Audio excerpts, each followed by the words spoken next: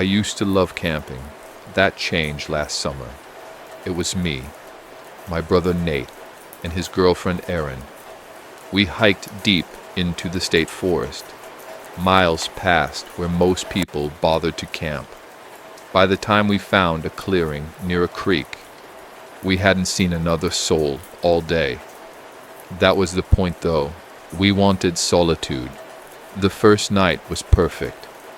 We cooked hot dogs over the fire. We drank a little, listened to the water running nearby. And when I finally drifted off in my tent, I thought everything was fine. But then I woke up. I heard it. Splashing.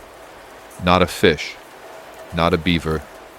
These were heavy steps, like someone was walking through the creek, barefoot. I thought maybe Nate had gone down there. But when I whispered his name, his voice came muffled from the other tent. What? He was still inside. The splashing stopped. The next morning, I walked down to the creek. The rocks were slick and covered in moss, but what caught my eye were the prints. Footprints, bare, human. They led from the bank straight into the forest. The toes were long, splayed, like they'd sunk deep into the mud. I showed Nate. He brushed it off. Some local kids messing around. We let it go, but I couldn't stop thinking about it. That night, it happened again, but this time, not splashing, breathing, heavy, ragged, just outside the tents. I held my breath, listening. Erin whispered, "Do you hear that?" And then, something brushed against the side of my tent. Not an animal pawing, a hand, dragging slowly, from top to bottom. I didn't sleep, not a second. By morning, Nate decided we should cut the trip short. We packed fast, but Erin screamed before we left. On the tree beside the creek, carved deep into the bark, were 3 symbols. They looked like stick figures, crude but wrong. Limbs bent backward, heads missing. We hiked out, barely talking. The woods felt different, quieter, no birds, no bugs, just the crunch of our boots. Every so often, I thought I heard it. A 4th set of footsteps, behind us, matching our pace, stopping when we stopped. We finally reached the trailhead. Nate went to unlock the car, and that's when Erin froze. She was staring at the ground behind us. In the mud, clear as day, were barefoot prints, 3 sets, ours, and one more. I never went camping again, but sometimes, at night, when the house is quiet, I swear I can still hear it. That slow, dragging hand across the walls, like it followed me home.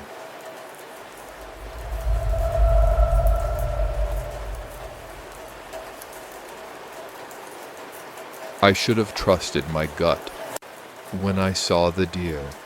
We were 3 days into a week-long backpacking trip through the national forest. Me, Marcus, and Taylor. We'd been friends since college, and this was supposed to be our unplug and reset trip. Before life dragged us all different directions. That afternoon, the trail bent along a ridge, and I noticed it. A deer, lying 20 feet from the path. At first I thought it was sleeping, but when I got closer, I saw the throat, slit clean, its chest cavity, hollowed out. The strangest part was the way it was laid out. Legs bent neatly, body centered, like it had been placed there on purpose, not eaten, displayed. Marcus cursed under his breath. Taylor muttered, "Mountain lion," but no mountain lion I'd ever heard of. Arranged its kill like an offering. I wanted to turn back, The others didn't. We pushed on. We found a clearing near dusk, pitched camp, built a fire. Nobody talked about the deer, but the woods felt wrong. The night was too still, not silent exactly, more like waiting. Around midnight, I woke up to voices. I thought I was dreaming, but when I unzipped the tent and listened, I heard them clearly. Low, rhythmic chanting, drifting through the trees. I shook Marcus awake. His eyes widened.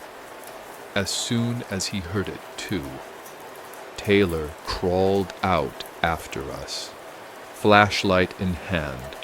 The sound came from deeper in the woods. Curiosity got the better of us, though in hindsight, I wish I'd stayed zipped in my tent. We moved slowly, flashlights off, following the flicker of fire through the trees. The chanting grew louder, faster, fevered. Finally, we saw it. A clearing, ringed with pines. In the center, a stone slab, blackened with old burns. Around it, maybe a dozen figures, dark robes, hoods pulled low. They swayed and chanted, their voices blending into one unholy hum. On the slab was a man. He wore a white robe, cinched tight, but his ankles and wrists were bound. A gag muffled his cries as he struggled. His chest heaved, eyes wide, rolling in terror. I couldn't breathe. The robed figure closest to him raised something high, a blade, long, curved, catching the firelight. Marcus hissed, Jesus Christ. Too loud, the chanting stopped. Every hood turned toward us. At once, we ran. Branches tore at my arms. Roots snagged my boots. The woods exploded with shouts behind us. I didn't dare look back, but I heard them, feet pounding, voices calling out in some language that didn't sound human. We crashed through brush until my lungs burned. Finally, Marcus yanked me down behind a fallen log. We crouched there, trying to choke back our breathing. For a moment, it was quiet. Then a voice floated through the dark, low, calm, much closer than it should have been. Children of the forest, we see you. Taylor's hand shook so badly. His flashlight beam jittered across the trees. I slapped it off. Another voice answered, from the opposite side. Then another. They were surrounding us. Marcus mouthed, move. We crawled, inch by inch, until we found the trail again. Then we sprinted, not caring how loud we were. The forest seemed endless. Every shadow looked like a hooded figure. Hours later, or maybe minutes, time had lost meaning. We stumbled into a wide clearing. My heart sank. It was the same one, the same stone slab. Only this time, it was empty. No cult, no man, no fire, just ash, scattered across the rock. Taylor started sobbing. We're going in circles. Marcus shook his head, muttering, "Not possible, not possible." That's when we heard it again, the chanting. All around us now, closing in. I don't remember making the choice. 1 second I was frozen. The next, I was sprinting into the trees, leaving the others behind.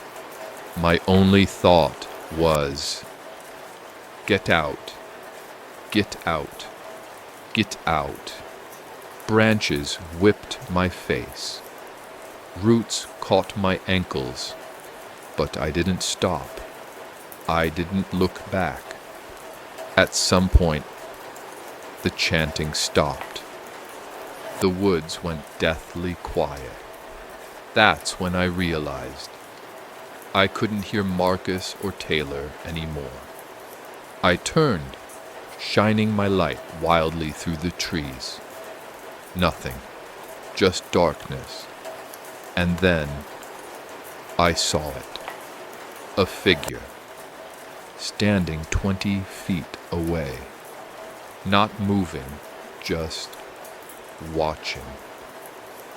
My light flickered and died. The last thing I heard, before everything went black, was Marcus screaming. When I woke up, it was morning. I was lying on the trail, my pack still on, boots caked with mud. Marcus and Taylor were gone. I stumbled out of the forest hours later, dazed, half dead with exhaustion. I told myself I'd call the rangers, tell someone. But when I reached my car, I couldn't. I just drove. Because here's the truth. There was nothing to find. I went back 2 weeks later, with police this time. We hiked to the clearing I swore existed, but there was no slab, no ash, no carvings in the trees, just pine needles and dirt. They said I'd imagined it. Stress, dehydration, but I know what I saw, and at night, sometimes, I still hear it, that low, rhythmic chanting, closer, each time.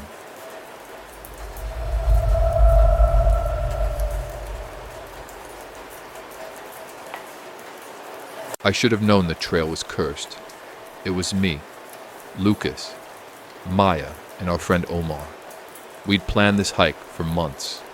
The Gray Pine Mountains, rugged ridges, twisting paths, sheer drops. By mid-afternoon, the air was thick with fog, clinging to every tree and rock. The kind of fog that makes the world feel smaller, tighter, trapped. We were following a narrow path along a cliffside when Maya froze. "Do you hear that?" she whispered. I paused. There it was, a sharp click, metal against rock. Then another, not like hunting rifles at the range. Deliberate, controlled. We tried to ignore it. The day wore on. But when we made camp on a ledge overlooking the valley, something was wrong. Omar went to collect firewood. I heard the first shot. It ricocheted off a tree. Omar screamed. I ran to him. He was bleeding from his shoulder. Shrapnel. No. A sniper's bullet, grazing him.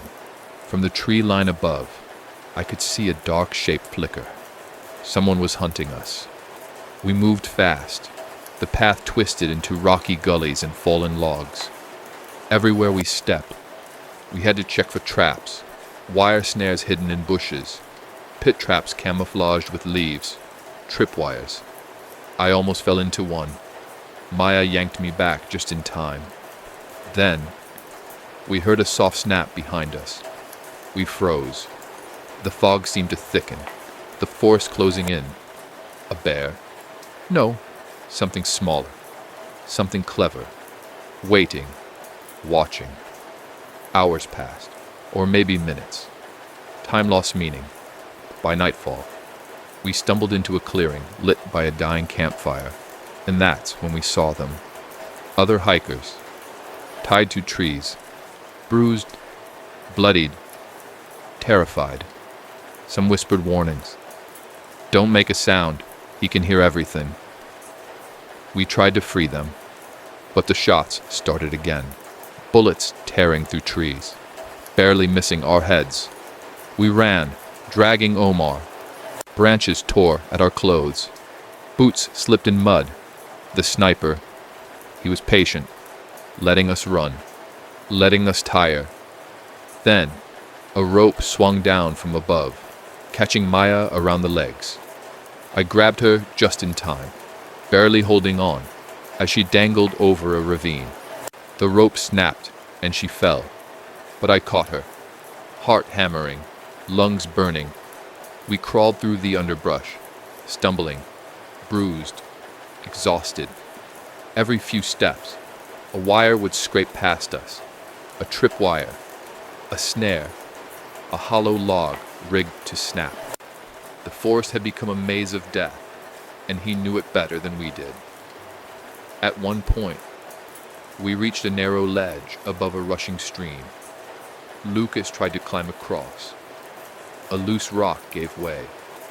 He slid, hanging by one hand. I grabbed him, pulling him up as the distant ping of a bullet hit the cliff behind us. Dawn came, weak and gray. Only Maya and I made it out. Lucas, Omar, gone. The others we saw tied up, vanished. We didn't stop running until we reached an old service road. The fog had lifted, but the forest still seemed alive. Watching, breathing, waiting.